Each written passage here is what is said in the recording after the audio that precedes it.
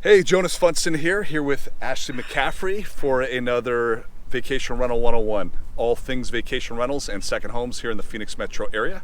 Today, we're talking about We are talking about how to ensure that your property provides a true memorable experience to your guest. absolutely. It's wildly important that you're able to set your property apart from the sea of sameness that is Metro Phoenix and a lot of the houses here. So we want to help you be able to figure out what decor is going to work, what amenities you should have, and all the extra bells and whistles that'll help Absolutely. really get you booked. Yeah, it's kind of like, it's like when you're, looking at a hotel or, like where you want to go stay. Like, you look at the hotel, you're like, okay, his room is nice, but what else do they have? Yeah. They have all the lifestyle shots. Yes. They have, the restaurants. They have the pool area. They have bring the amenities. pizzazz, They bring the, what do you say? The zhuzh? The zhuzh. They bring the zhuzh. So, it's, there is so many, homes, obviously with the popularity of this model, you need to do those like little extra touches, you know what I mean? So when people are coming out here looking to, for a place to stay,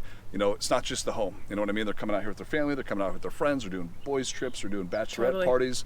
And so you basically need to sell the sexiness, right? So, what does that include? Providing certain amenities. It really boils down to the little things in most cases. So like Jonas and I are both owners of properties that are short-term rentals, and it's things like leaving a welcome note, making sure there's bottled water in the refrigerator, making sure your K-cups are stocked, and then all the way to having high quality beach towels if you have a pool, bicycles if there's something that they can bike to, and then we talk a lot about games like board games if it's a family friendly property, bags. I mean, the sky's the limit. Yeah. Out here, it's pretty common. Like a lot of the vacation rentals, particularly with the older properties, like in, for example, Old Town, South Scottsdale, that sort of thing.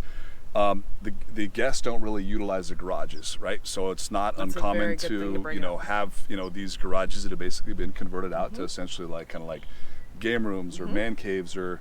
I even saw like a Barbie house in Scottsdale where like literally everything like head to toe on it was like Barbie to the max with like the pink and pink. It was out of control, but you just kind of you selling the experience. So providing complimentary golf clubs, providing complimentary beach cruisers and maps, kind of showing proximity to where the bars are and the restaurants and that sort of thing. So it just needs to be different things besides just a house. I mean, a house is a house, and people could obviously appreciate that.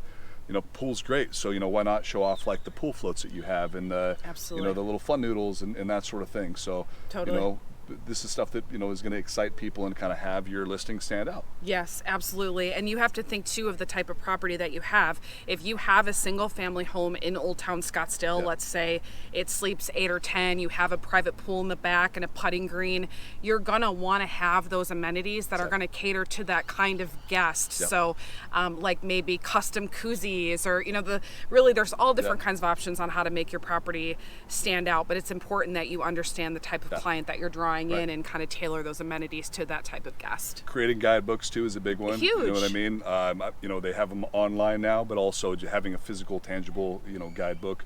One thing we've done too is we put a guest book in ours where people actually like fill out and kind of like, sweet. What was your favorite, part of the experience? Where did you guys come from? What restaurants did you eat at? And we go and actually stay at our vacation rentals, and it's fun just to kind of go through and read that. But it just kind of it sets this experience, and other guests check in and they're getting settled in and they see this and they're like, oh, this is a great restaurant, or that sounds like fun. It just kind of creates this like playbook for people to kind of utilize. So totally. It's just little tweaks, little touches. It's those added personal touches that make people want to come back and stay. Absolutely. So that's how you're going to get your repeat clientele 100%. And those 5-star reviews, which are going to be your lifeline in being able to have a successful rental. So it adds, it's like a domino effect of all the things you need in order to be successful. 100%. And it's such simple things. It doesn't cost a lot of money. It doesn't take a lot of time, but it's the thoughtfulness, and that really carries through, and then your guests really feel that. It's the experience, you know what I mean? It's like it's little things. Like before I was in real estate, this is many years ago. I mean, it was almost 20 years ago.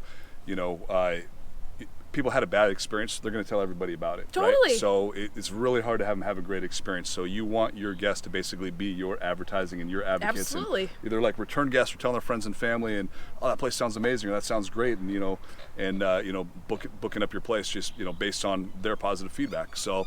But no, this is all fantastic information, and we want to keep pumping out information like that. So what do? How do we get them here? Well, it's really critical that if you guys are watching these videos and there's a topic that we haven't covered that you want us to discuss, make sure that you shoot us like a message or an email or call us. We'd be happy to provide more tailored content to our audience specifically. But if you want to talk with us offline about a situation for you and your needs, you can call us, email us, follow us on Instagram, Facebook, all the things, DM us. But we'd absolutely get back to you and help you any way we can.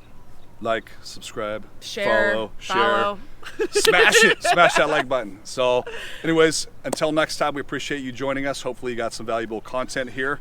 You know, when you are working with us, you reach out, you will be, you know, talking with Ashley or myself or somebody on my team. It's our cell phone numbers on all the inquiries, our inquiry pages, so you really will get us. 100%. But thank you so much for your time, and we look forward to the next time. Yeah, right? see you soon. Thanks.